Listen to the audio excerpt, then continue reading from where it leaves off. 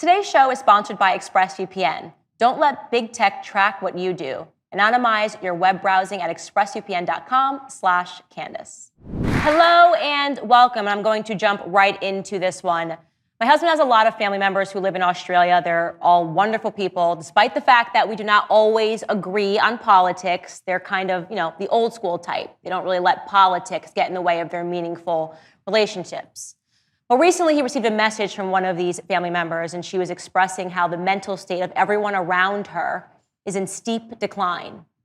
She shared with him a message that she had received from a friend of hers, a woman who lives in Queensland, and the message is genuinely shocking. I was shocked reading this message, and I decided that for this episode, I'm just going to read it to you verbatim.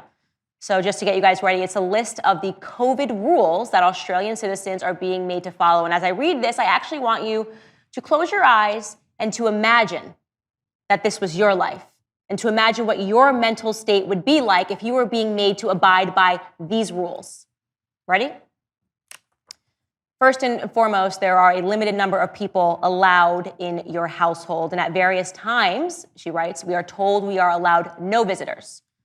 Funerals have to be kept between 5 and 10 people. Must scan a QR code to go everywhere, literally everywhere, including toilets.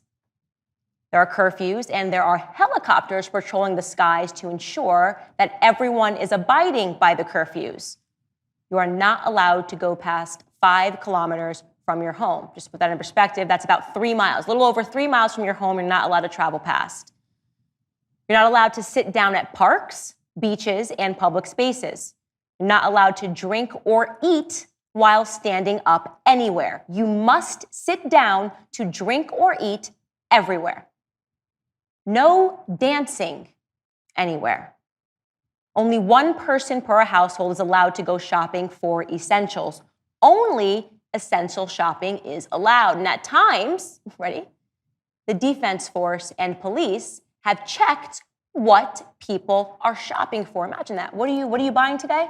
That's happening.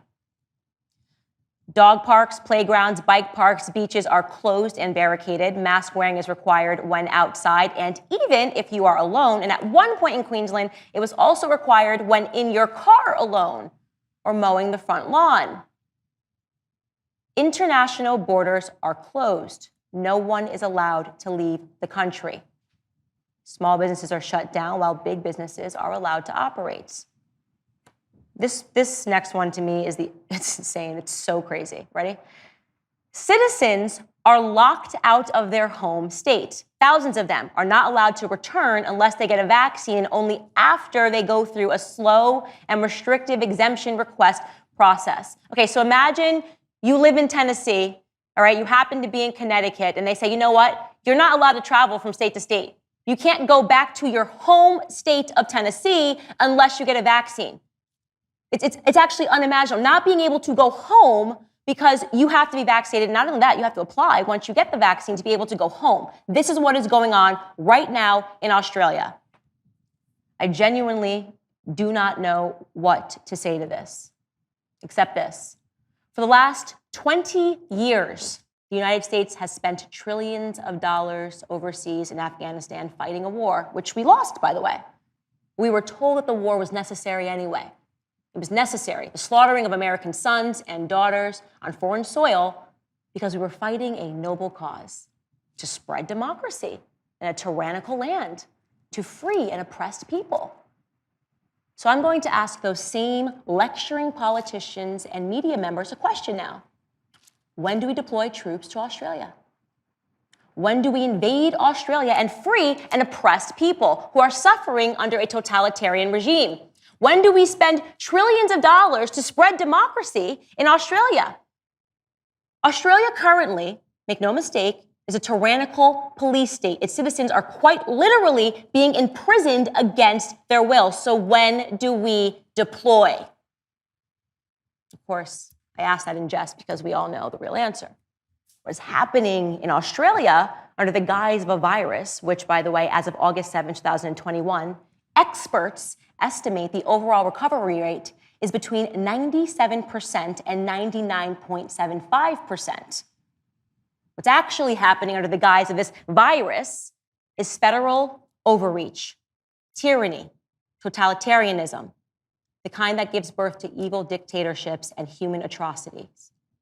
We are watching a replay of the early ambitions of Joseph Stalin, Adolf Hitler, Fidel Castro, Hugo Chavez. That is what is hiding beneath the guise of this fictitious, perpetual need to slow the spread. We all know some more truths, that what's happening in Australia was meant to happen here in America, that this current totalitarian administration is fighting tooth and nail to trample state rights and federalize America. And if it were not for Republican governors standing in the way, we would be similarly stripped right now of our most basic of individual freedoms. Can anybody, by the way, explain to me in simple sentences why the Australian government is any better or any nobler than the Taliban? Both groups believe that they have a right to oppress and a right to imprison people for their own good. Are Western governments any better anymore? I can honestly say that never did I ever think that I would live to see a world war. But we're here.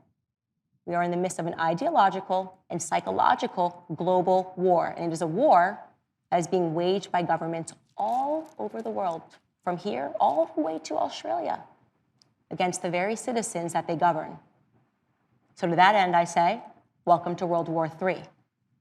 Welcome to Candace. I want to talk to you about internet security.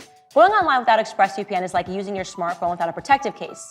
Most of the time, you'll probably be fine, but all it takes is one bad drop on solid concrete to make you wish that you had protected yourself. Every time you connect to an unencrypted network, think cafe, airport, or hotel Wi-Fi, your online data is not secured. Any hacker on the same network can gain access to and steal your personal data. And it doesn't take advanced techie knowledge to hack someone. Really, a 12-year-old could do it. That's why I recommend ExpressVPN. ExpressVPN creates a secure encrypted tunnel between your device and the internet so that hackers can't steal your sensitive data. What I like most about ExpressVPN is how easy it is to use. Simply download the app on your phone or computer, tap one button, and you're protected. Secure your online data today with the VPN that I trust by visiting expressvpn.com/Candace. That's expressvpn.com/Candace and get an extra 3 months free. expressvpn.com/Candace. Thanks for joining me on this segment of Candace. If you liked this video, subscribe to this YouTube channel and ring the bell to get notifications on new videos. If you want to watch the full show, become a member at dailywire.com/subscribe. Don't forget to use code Candace for 25% off your new membership.